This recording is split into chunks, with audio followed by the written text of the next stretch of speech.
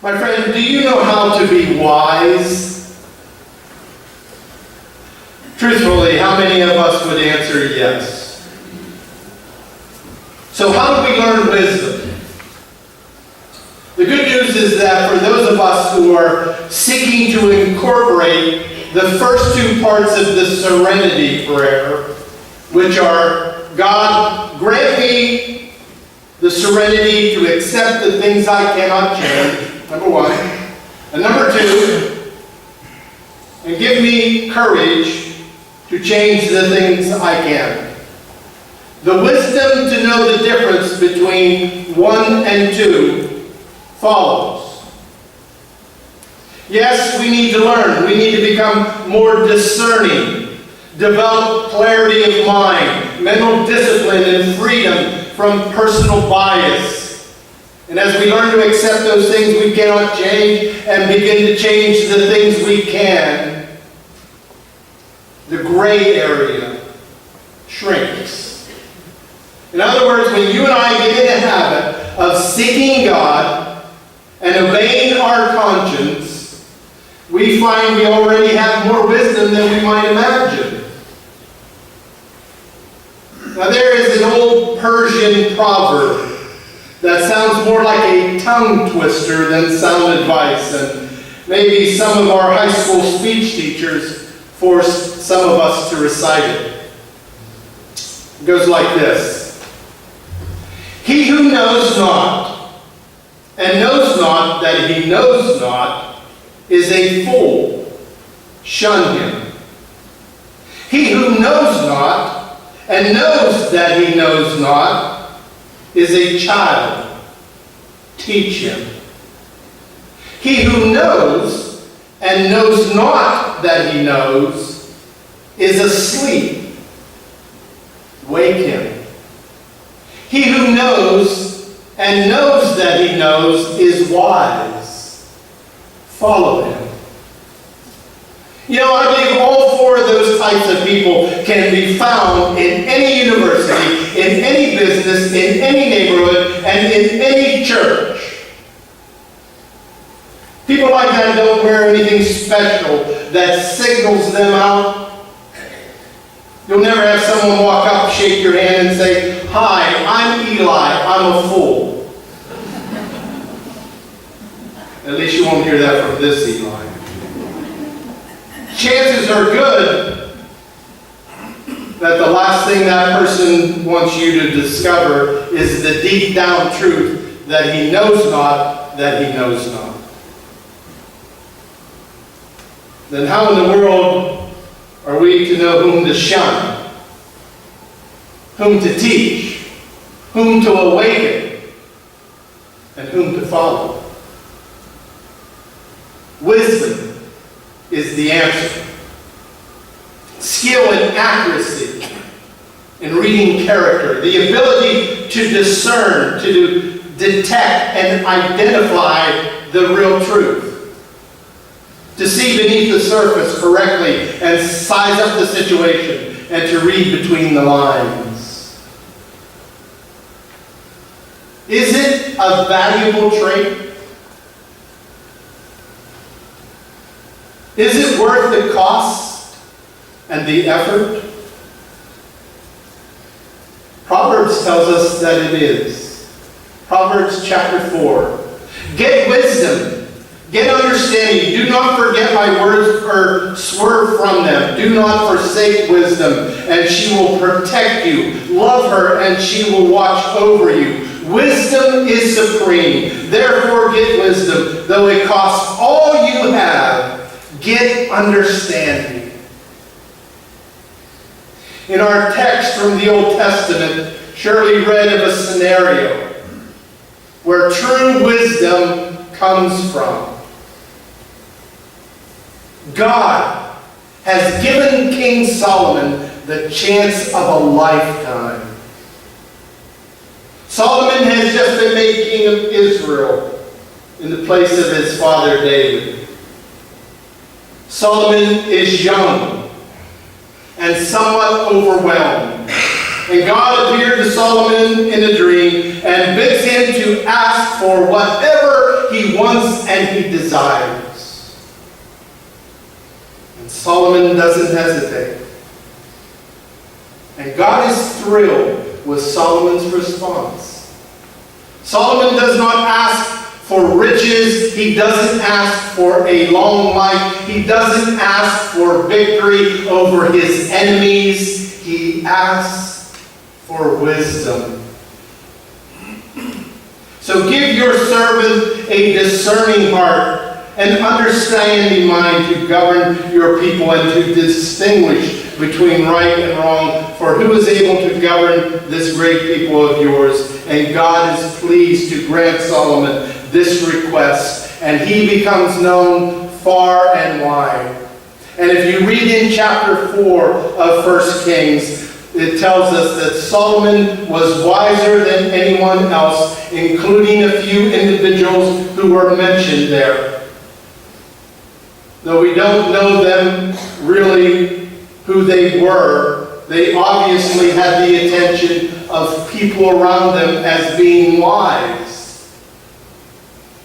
And the Bible says that Solomon was wiser still. Now, I sort of believe, my friend, that today Solomon's wish might seem bizarre to some. Of all the things we might ask for, I doubt that wisdom would be at the top of the list, perhaps because we don't hear enough about the value of it. We do care a lot about knowledge and data. We are delighted that we can call up virtually any scrap of information on our smartphone. We have literally at our fingertips more data than any previous generation ever dreamed of. But what we fail to realize is that knowledge and wisdom are not the same. We gain a ton of information with our smartphones. Knowledge is the possession of facts. Wisdom is the proper use of those facts. We also fail to realize that earthly wisdom is not the same thing as heavenly wisdom. Listen to the difference written in the New Testament in the book of James. Who is wise and understanding among you? Let them show it by their good life, by deeds done in the humility that comes from wisdom. But if you harbor bitter envy and selfish ambition in your hearts, do not boast about it or deny the truth. Such wisdom does not come from heaven, but is earthly, unspiritual, and demonic. For where you have envy and selfish ambition, there you will find disorder and every evil practice. But the wisdom that comes from above is first of all pure, then peace-loving, considerate, submissive, full of mercy and good fruit, impartial and sincere.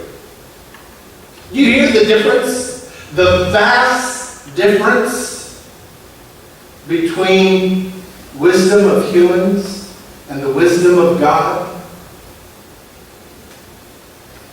Worldly wise humans are often proud of their self-gained knowledge.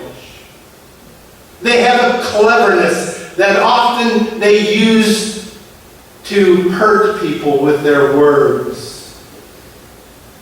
They only truly think of themselves.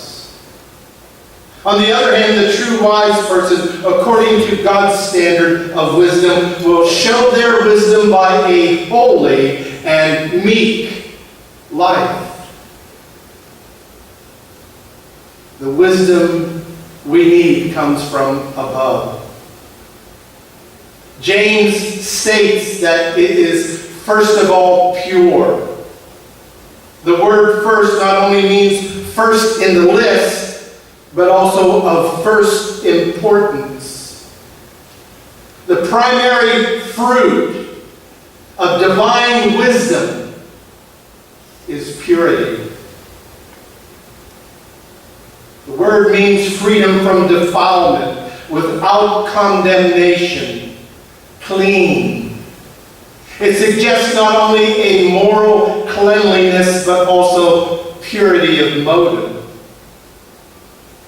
You see, when God's Spirit is in control of a person's life, their heart is free from selfish motives.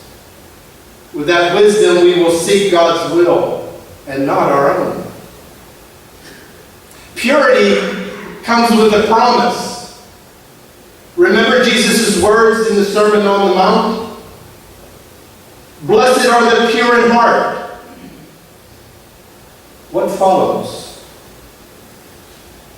For they shall see God. Now it's interesting in John chapter 1 verse 18 that we are told that no person has ever seen God. So what did Jesus mean? Jesus meant that the pure in heart will know God so intimately that they will see God come to their rescue when they are tempted. They will see God come alongside of them as their very best friend when they are facing trials and tribulation. You see, purity clears our vision, that we can see God at work in us and through us. 2 James said that wisdom from above is peace-loving. The Greek word, when used of persons, has the basic meaning of right relationships. Wisdom from above does not separate or cause division or delight in hurting others with clever or cunning words. Wisdom from above lives by that admonition of Hebrews chapter 12, verse 14. Make every effort to live in peace with everyone and to be holy. Without holiness, no one will see the Lord. You see, my friend, when wisdom fills the mind and the heart, a peaceable nature blossoms. One that helps heal relationships rather than tear them apart. 3 James told us that wisdom from above is considerate. The term James uses is hard to explain because it means more than one English word can convey. Some render it as gentle, equitable, fair, moderate, temperate, tolerant. Perhaps William Barclay captured the meaning best when he wrote this. The man who is considerate is the man who knows when it is actually wrong to apply the strict letter of the law. He knows how to forgive when strict justice gives him a perfect right to condemn. He knows how to make allowances when not to stand upon his rights, how to temper justice with mercy. Always remembers that there are greater things in the world than rules and regulations. Friends, that person is not harsh or critical, but considerate. Fourth, James told us that wisdom from above is submissive. The worldly wise person is headstrong, never bending, never giving an inch. He or she is unwilling to submit. Heavenly wisdom influences us to be easily approachable, willing to change, willing to accept suggestions. Boy, we all need to be more submissive to each other. Fifth, wisdom from above is full of mercy and good fruit. Mercy is compassion in action, and it bears good fruit. Like we saw last week with Jesus offering mercy to Zachariah, Zacchaeus, and then to the woman who was caught in adultery. Wisdom from above is impartial and sincere. Impartial means the person is undivided. The person does not waver or vacillate back and forth. The person knows his or her mind as best as he or she can and chooses a course of action that he or she thinks is right and godly and goes with it. But please hear this. This is not opposed to an open mind.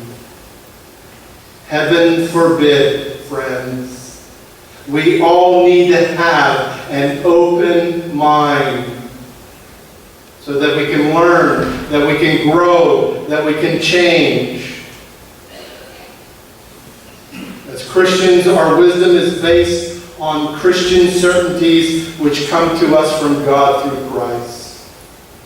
And there will be a sincerity about it. There will not be any sense of deception or hypocrisy. Instead, there will always be an honesty, an integrity, and a purity. My friend, we need to look at ourselves. We need to look at ourselves when we are asking God for heavenly wisdom in discerning things that we can change or things that we cannot change. The great philosopher Socrates claimed that the unexamined life is not worth living. To run our daily course of life like a hamster, speeding along on that wheel, getting nowhere, is no way to live. We are called to something better. We are called to reflect, to contemplate, to explore, to examine, to consider, especially when it relates to issues that we cannot change and issues that we can change.